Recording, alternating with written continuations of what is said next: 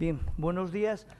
Vamos a presentar una cuestión muy sencilla, pero que es una de las cuestiones más importantes en las que solemos debatir los que nos dedicamos a estudiar a los lobos, ¿no?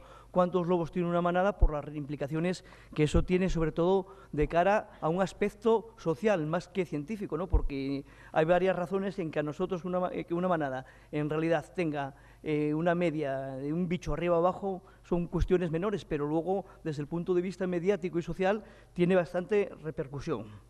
Bien, como todos sabéis, la generalización de los seguimientos poblacionales en la península ibérica ya es común. Continuamente estamos haciendo seguimientos a pequeña escala, Picos de Europa, Ancares, a una escala intermedia, como pueda ser Asturias o una provincia, o allá a macroescala, como pueda ser Castilla y León, o incluso a nivel nacional, ¿no? Son cuestiones que se vienen generalizando y cada vez que trabajamos en cada una de esas escalas tenemos nuestros problemas, ¿no? No podemos contar los lobos, es imposible, todo el mundo lo sabemos, no son cigüeñas. No podemos ir por el monte contando los lobos como si fueran rebecos. Tenemos que utilizar unos índices, que sea una herramienta útil y que nos permita obtener un indicador. ¿Qué indicador utilizamos? Las manadas. Las manadas porque es lo más sencillo que hicimos en la península ibérica, incluso ya por una cuestión de tradición, ¿no? Tiene una serie de ventajas y es que buscamos a los lobos en el momento más fácil del año, cuando están juntitos y tienen fidelidad a un espacio, ¿no? Y luego también que aplicamos metodologías relativamente sencillas y muy económicas. Vamos al campo, hacemos nuestros recorridos, sacamos nuestros indicadores de abundancia relativa, hacemos estas estaciones de escuchas que ya contó Vicente de Palacios en qué consisten y lo que queremos obtener de ahí. Y permíteme, Vicente, añadir una cuestión, que además lo que pretendemos con estas cuestiones, aunque sean un poco complejas, es añadir objetividad a situaciones que son de por sí complejas, ¿no? Y luego intentamos ver a los lobos para que luego podamos estimar cuántos lobos hay en una manada, porque al final necesitamos esas estimas. Los gestores, la sociedad en general quiere saber cuántos lobos. No les vale que digamos 100 manadas, 80 manadas. Bueno, multiplícamelo, dime el número. Todos los medios, todas la prensa, etcétera, etcétera, nunca te preguntan otras cuestiones. ¿Cuántos lobos hay en Galicia? Es lo que dicen, ¿no? Entonces, la localización de las manadas por sí sola no permite presentar los tamaños de población. Obtenemos un índice. Y luego, con la información que tenemos en cada momento, ese índice lo multiplicamos por X bichos, ¿no? Las estimas de los tamaños de población, con casi todas las especies, presentan problemas, y máxime como una especie como el lobo, porque si fuera sencillo contar lobos, probablemente ya no tendríamos lobos en la península ibérica, ¿no? Es una especie elusiva, se obtienen pocos datos de avistamientos, hay muchos sesgos en las observaciones, y luego nos cuesta mucho. Hay que hacer un esfuerzo muy grande para obtener unos tamaños de muestra adecuados que nos permitan establecer esos valores medios, ¿no? Y luego nosotros pensamos que, al menos en los seguimientos convencionales que hacemos, la relación esfuerzo-resultados es baja. Es decir, no nos merece mucho la pena invertir mucho esfuerzo en pasarnos mucho tiempo con un telescopio intentando ver la manada. No obstante, como ya llevamos muchos años contando los lobos, buscando los lobos, ya tenemos unas bases de datos y tenemos una serie de registros. Bien, y con esos registros lo que intentamos ahora en estos momentos es obtener unos valores medios, indicadores del tamaño de manada en verano y invierno, básicamente en los seguimientos poblacionales efectuados para las administraciones de Asturias, Galicia, la Junta de Castilla y León en la zona norte y el Parque Nacional de los Picos de Europa. Las metodologías, bueno, no merece la pena entrar mucho. El tamaño de manada en verano, telescopio, y en los sitios donde que previamente localizamos a la manada con cachorros mediante las estaciones de escucha, bueno, pues estar ahí un par de horitas e intentar ver esos animales. No repetimos, y esto es una cuestión muy importante, más de una espera cuando hay una primera observación. Eso sí que tiene un sesgo, pero nosotros lo decimos bien claro. En el momento que observamos los cachorros en una zona, la mayor parte de las veces ya dejamos de mirar esa manada y vamos a buscar otras manadas. Por lo tanto, tiene unas limitaciones el sistema de seguimiento, que no obstante nosotros obtendremos unos valores al menos mínimos. El tamaño de manada en invierno, se habla mucho del tamaño de manada en invierno, pero aquí en realidad en la península ibérica, bueno, tenemos algunos problemillas con ello, ¿no? Tenemos nuestros procedimientos de muestreo, participa mucha gente, tenemos que coordinarnos, hay que hacer itinerarios simultáneos, tiene que haber una puesta en común nada más acabar de hacer ese seguimiento para evitar determinados dobles conteos, y luego nosotros cuantificamos el tamaño de manada en invierno de dos maneras. La determinación del número que van juntos sobre el mismo rastro y luego el número de lobos que contamos en la área a muestrear. Siempre son realizados entre 24 y 48 horas después de una nevada y siempre participan bastantes personas, con una media de 4 observadores por muestreo. Bien, ¿cómo lo echamos las cuentas? Pues una cuestión muy sencilla. Calculamos los valores medios, intervalos de confianza al 95% mediante el procedimiento bootstrapping con 10.000 simulaciones para los siguientes parámetros: número de cachorros observados, ejemplares subadultos y adultos. Y en invierno lo que hacemos es considerar el número máximo y el número mínimo que observamos en rastros en nieve y luego otro indicador, que es el tamaño del número de lobos que van juntos sobre el mismo rastro. Y para ello utilizamos la serie de datos desde 1985 hasta la actualidad. ¿Qué tenemos? Bueno, pues tenemos 88 observaciones estivales en las que vimos manadas con cachorros, de los cuales 12 han sido identificados, en 12 ocasiones identificamos también ejemplares subadultos. Es complejo, pero bueno, algunas pautas de comportamiento de esos ejemplares nos permiten determinar que son subadultos, y luego en 50 ocasiones vimos ejemplares adultos. Hicimos 72 muestreos sobre nieve, con una superficie aproximada en torno a los 100 kilómetros cuadrados muestreados, y como decía anteriormente, con una media de 4 observadores por muestreo. Bien, el primer paso que hicimos para analizar los datos, como es una serie histórica larga, lo que queremos ver es que si existe algún tipo de relación secuencial en la serie temporal de los datos, por si muestran una tendencia, etcétera, etcétera, pero ya una primera representación gráfica vemos que se trata de una serie estacionaria que oscila alrededor del valor medio de 5. Bueno, echamos más cuentas, usamos el estadístico de Darwin-Watson para detectar si hay autocorrelación, y los datos nos resultan que no existe autocorrelación. Es decir, podemos utilizar esa serie de datos tan larga, ¿no? Y luego hicimos otras pruebas de hacer agrupaciones estacionales cada 5 años para ver si existían diferencias significativas en cada uno de esos bloques. Y tampoco encontramos diferencias significativas. Es decir, nuestra serie de datos de mediados de los 80 hasta ahora podemos meterlas todas en un bote y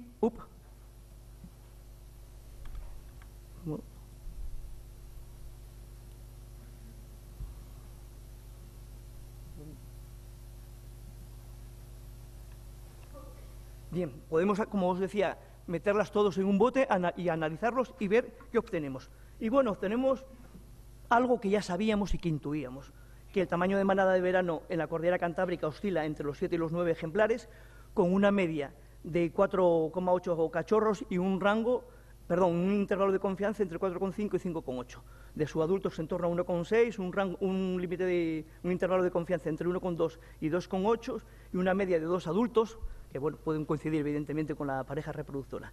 Entonces, nosotros, según estas cuentas, podríamos decir que en una manada tipo podría haber 2 ejemplares reproductores, 5 cachorros y 1 o 2 adultos, según nuestras cuentas, cuando en algunas estimaciones que habíamos hecho el rango nos atrevíamos a poner más ejemplares subadultos, ¿no? Bien, es una cuestión que estamos hablando, y es una cuestión que quiero que en realidad se piense un poquito sobre ella. Estamos hablando de 2 ejemplares arriba o abajo en una estimación para una población de los lobos, ¿no?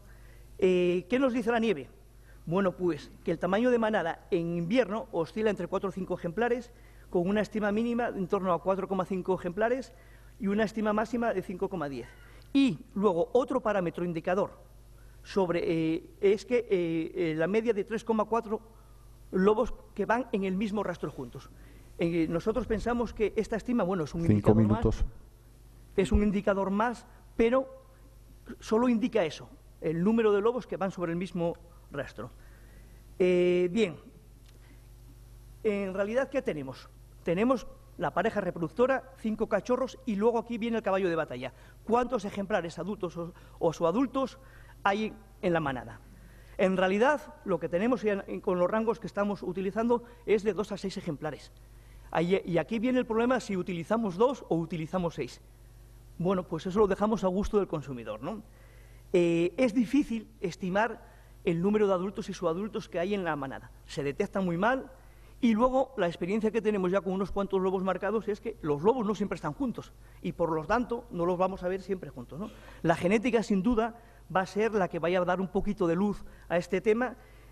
Y las pruebas, al menos que hicimos, por ejemplo, en el Parque Nacional de Picos de Europa, vimos, por ejemplo, unas pruebitas que estamos haciendo allí, que al menos antes de la reproducción, en 2 manadas que tenemos muy bien controladas, en una de ellas había 7 lobos y en otra 5 lobos, como digo, antes de la reproducción. Bien, la nieve que es una maravilla trabajar en la nieve, aparte es un placer ir al monte a buscar a los lobos en paisajes nevados, ¿no? Pero evidentemente presenta serios problemas y sobre todo en muchas zonas de la península ibérica donde no nieva, ¿no? Y luego hay muchos problemas también logísticos. Yo me gustaría pensar en lo difícil que cuesta reunir a la gente, llevarla al monte, acceder a los sitios, porque cuando nieva, nieva, y llegar a un determinado sitio, ¿no? Y luego hay problemas como veis en esa imagen, ¿no? Y luego una cuestión muy importante a la hora de buscar a los lobos cuando hacemos recorridos en nieve. No todos los lobos van juntos, no todos los lobos de una unidad de una manada van juntos. De hecho, una pequeña prueba que hizo mi compañero Emilio para 2 lobos que teníamos marcados en la misma manada en Picos de Europa, el 20% del total de las localizaciones están a menos de 100 metros. Es decir, nosotros podemos ir en una trayectoria por un eje de sierra o por un collado donde queremos, siguiendo a 2 lobos, y a 200, 300 metros, 400 metros por abajo pueden ir otros 2. ¿Qué usamos? Ambos indicadores son útiles y aportan información aplicable a la gestión. Lo que tenemos que hacer todos, lo que tienen que hacer los gestores especialmente, es que esas estimas se apliquen adecuadamente o se interpreten adecuadamente, ¿no? Pensamos, en el contexto ibérico global, que quizás el tamaño de manada en verano pueda ser más útil. En donde podamos hacer recorridos en nieve, por ejemplo en Cordillera Cantábrica o aquí en Ancares, que los estamos haciendo paulatinamente todos los inviernos, perfecto, mientras que nieve subimos y seguimos contando los lobos, pero no nieva en todos los sitios, o incluso en algunas zonas de montaña nieva poco, ¿no? Un minuto. Luego, ya finalmente, quizás lo que tenemos que hacer es quitarle peso a las estimas numéricas y fijarnos más en otro tipo de indicadores, las tendencias, la distribución de las manadas, etcétera. Muchas gracias.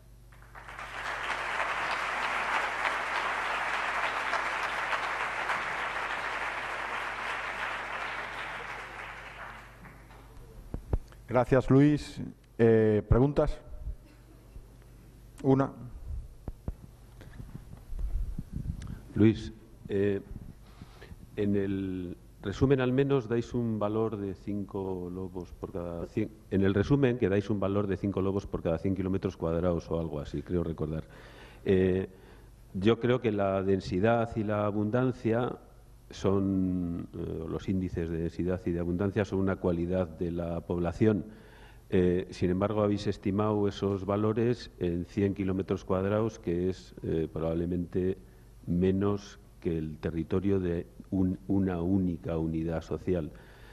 ¿No te parece esto un poco raro? No te entiendo muy bien lo que quieres decir, Alberto. Quiero decir que para estimar abundancias o densidades, que es una calidad o una característica de una población, normalmente se muestrea una parte de la población, o bien las áreas grandes que supongan el territorio, las áreas de campeo de unos cuantos individuos o de unas cuantas unidades sociales o territoriales, como es el caso de los lobos, ¿no? Sin embargo, vosotros habéis estimado abundancia, o uno de los índices de abundancia, en 100 kilómetros cuadrados, que es aproximadamente, vamos, por entendernos, la mitad del territorio, del área de campeo de los lobos. Es bien, un valor raro, ¿no? Nuestro objetivo, nuestro objetivo aquí era calcular el tamaño medio de manada, por ejemplo, en invierno, que vas por ahí, referido a una cuestión simplemente numérica respecto al número de integrantes que tienen esa manada. Efectivamente, el tamaño de las áreas de campeo de los lobos son mucho más grandes incluso de lo que tú dices, pero ¿cómo somos capaces a incrementar nuestras áreas de muestreo, por ejemplo, en invierno. Sigo diciendo que hay unos problemas logísticos que no consideramos y que son muy complicados. Poner a mucha gente en invierno a trabajar cuesta mucho trabajo y tenemos el riesgo de que incluso esos trabajos o esas organizaciones no se puede hacer nada. Entonces, cuando nosotros hacemos esos conteos en invierno, intentamos optimizar el trabajo. Es decir, ¿dónde vamos a buscarlos? Pues vamos a buscarlos en los sitios donde creemos que más probabilidades tenemos de cortar los lobos. Claro que podían estar otros lobos por ahí, pero ¿tenemos medios humanos y económicos para hacerlo? Efectivamente, sí que vamos a una superficie relativamente pequeña, pero es lo que buenamente podemos, insisto, por la importancia que tiene en estos aspectos los temas logísticos.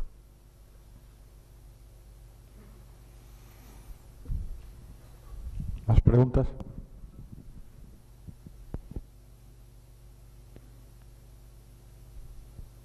Yo puedo hacer una pregunta. Bueno, para mí es un tema, nosotros que nos conocemos desde hace décadas y hemos polemizado desde hace décadas con el tema evidentemente el tamaño de manada es uno de los parámetros esenciales para saber cuántos lobos hay, etcétera, etcétera. Sabéis que me encanta el tema Bueno, yo veo que esto adolece de un defecto, y es que se considera cuando, por ejemplo, en verano tú sabes dónde están los cachorros, te asomas detrás de un monte o detrás de un árbol y cuentas a los individuos. Y muchas veces se asume que lo que tú ves son todos los miembros de la manada, cosa que evidentemente no es así. La prueba está en que, por ejemplo, de 88 observaciones, en 26 de ellas, que es bastante más del 30%, ni siquiera se ha visto un solo adulto. Quiero decir, esta es una estimación mínima. Correcto. Y en el caso del invierno ocurre lo mismo. En invierno es mucho más, hacer los transectos en nieve es mucho más difícil, porque en verano los lobos están mucho más concentrados alrededor de las madrigueras, los rendezvous, pero en invierno están extendidos. Completamente de acuerdo, Y Carlos. Si no tienes lobos marcados, incluso teniendo lobos marcados, muchas veces es imposible saber dónde empieza una manada y dónde acaba la otra. En un momento dado tú haces transectos de nieve y ya no sabes si estás censando esta manada o la de al lado, o una parte de... Entonces, a mí me parece, este esfuerzo que has hecho me parece muy importante, son muchos datos puestos juntos, pero yo no titularía este trabajo tamaño de manada, sino número de lobos observados, ¿sabes? Perfecto. Para evitar la confusión de que estas cifras, son el resultado de unos avistamientos, se consideren como el tamaño de manada real, que no lo es. Completamente de acuerdo, Juan Carlos, completamente. Quizás para la próxima que prepare, quizás no vuelva a trabajar en esta cuestión, pero le llamaré como tú dices, completamente de acuerdo. Bueno, gracias por vuestra paciencia con estos temas que a mí me gustan tanto. ¿Alguna pregunta más? Bueno, una pregunta.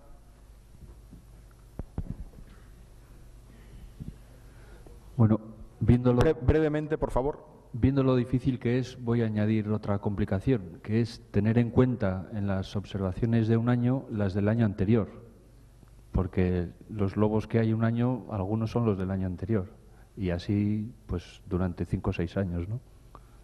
Entonces, ¿eso se tiene en cuenta o se puede incorporar al método de conteo de alguna forma? No, en realidad Juan Carlos dio una explicación con la que estoy completamente de acuerdo, y es que en realidad cuando estamos contando, en realidad estamos observando un contexto puntual y vemos lo que vemos. Y eso es lo que metemos ahí con la idea de tener unos números. Y efectivamente, esto podríamos llamarlo número de observaciones, etcétera, etcétera, ¿no? En algunos casos sí que yo recuerdo alguna observación puntual de una manada que asentó nueva en una zona del norte de Asturias, donde veíamos que estaba la pareja reproductora y 3 cachorros. Y al año siguiente contamos 10 ejemplares, que serían esa pareja reproductora, los 3 del año anterior y los 5 cachorros. Pero fue un caso puntual, casi anecdótico, porque efectivamente esto es muy difícil. A Juan Carlos dice que es su tema preferido en esto. Pues sí, porque es lo más difícil en realidad, ¿no? Y tenemos que ser un poco en ese sentido, un poco humildes, ¿no? Cuando miramos los primeros trabajos sobre esto, ¿cuántos lobos puede haber en una manada? Luigi Boitani escribió que entre 2 y 11. Y aquí está tan ancho. Y efectivamente, una manada tiene entre 2 y 11. ¿Con cuál nos quedamos? ¿Con 2 o con 11? ¿No? En realidad son temas muy complicados, ¿no? Y quizás no le encontremos una solución sencilla porque esto continuamente está variando, ¿no? Muchas gracias, Luis.